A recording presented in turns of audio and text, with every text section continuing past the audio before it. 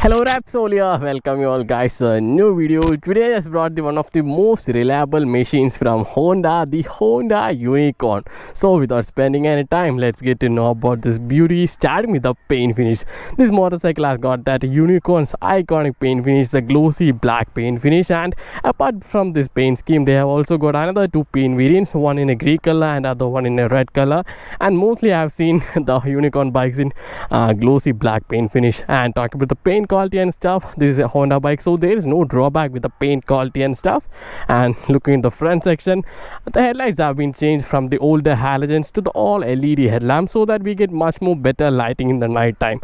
And indicators, we get the halogen indicators instead for the LED indicators in the 2026 era. And in the rear side we get the halogen tail lights too, with the center that edge kind of shaped for that Honda labeling. Before getting on the bike, let's check out the seats, because right now we get the one of the most comfortable seats for Honda Unicorn, with wider seats for the rider and of course the pillion too, and the comfortable is on next level for this motorcycle.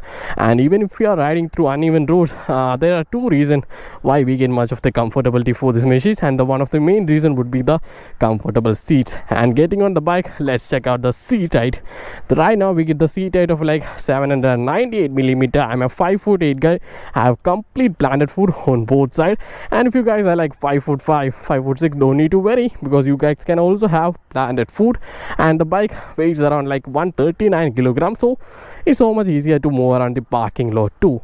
And looking on the handlebar switches, we get the light functions integrated into the single switch, the pass, dim, bright, everything integrated into the single switch. Below that we get the indicators down the horn. In the right side, the kill switch and the ignition. Completely basic kind of stuff for this motorcycle. And we also get a type C charging port for this motorcycle, so that we can also charge our phones while on the ride. And turning on the meter console, we get the warning symbols on the top, the tachometer, gear position indicator, fuel indication, the speedometer, a bigger speedometer, time, the trip meters, and of course the odometers too. And that's it for the meter console. We get the definitely needed things for the meter console. And next, let's check out the most unicorn thing for this motorcycle. That would be its engine.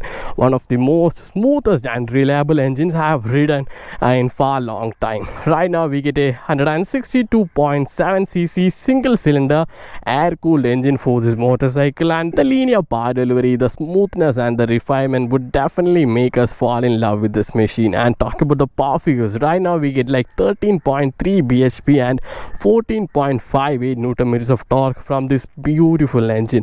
And we also get like 5-speed gearbox, and there is no slipper clutch, so at times there would be tire locking when we downshift on this machine.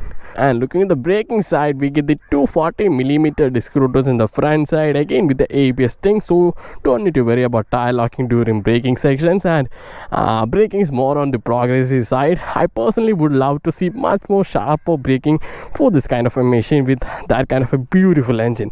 And rear side, we get the 130mm drum braking setup, and braking is one of the weak point for this motorcycle. I would definitely love to see much kind of a sharper braking for this machine. Braking side apart, let's check out the suspension, because right now we get the telescopic suspension in the front side and a monoshock suspension in the rear side. And the comfort these things deliver while on the ride is so unmatched. We simply fall in love with the comfort for this machine, guys. And the tires and stuff, right now we get the Euro grip tires for the motorcycle, with 80 section tires in the front side and 100 section tires in the rear side. And it's also tubeless, so don't need to worry about punctures during your ride. And we also get like 178mm ground clearance too, so don't need to worry about anything hitting onto your engine side and all. And before going for a short ride, let's also hear out the exhaust note. And as you guys can see, we also get the kicker function on this motorcycle, so let's go in the primitive way and do the kicker start.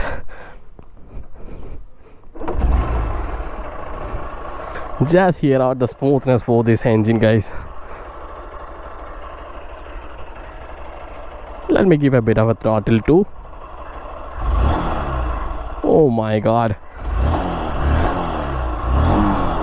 such a smooth and sweet engine, guys. So let's go for a short ride on this beauty, the Honda Unicorn.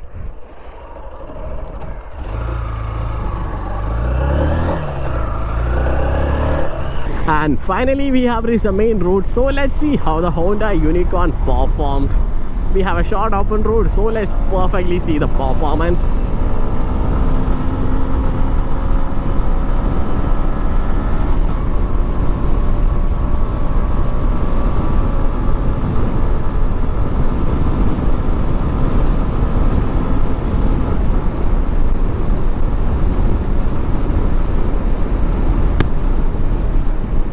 And just like that, reaching 100 kilometers is not an issue for Honda Unicorn. And talk about the other details, just like the mirrors are perfectly built, showing us every single details behind our back, and the design also blends in with the Unicorn. The ergonomic side of this bike is set for daily rides and touring. We get the upraised straighter handlebars, straight down foot pegs, and comfortable seats, so that we can have a completely relaxed ride, no muscle strain and all on the Honda Unicorn. And that's the main reason why people choose this motorcycle for their daily rides and office rides too.